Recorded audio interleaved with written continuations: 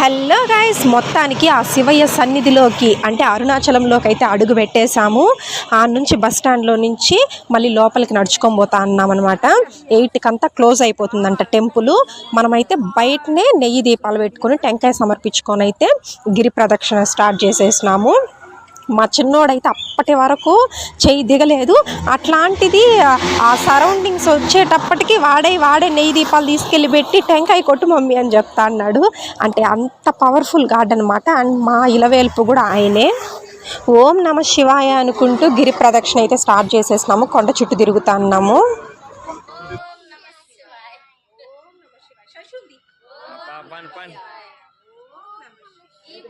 గిరి ప్రదక్షిణ స్టార్ట్ చేయంగానే ఓం నమ శివాయ అంటూ మా చిన్నోడే, మేము పక్కన ఉంటారు కదా, వాళ్ళకి డబ్బులు ఇస్తా అంటే మా చిన్నోడే నేను ఇస్తాను ఇవ్వండి అని తీసుకెళ్ళి మరీ ఇస్తున్నాడు. ఓకే, మంచి పాజిటివ్ వైబ్రేషన్స్ అయితే మేము స్టార్ట్ అయిపోయినాము. ఓకే.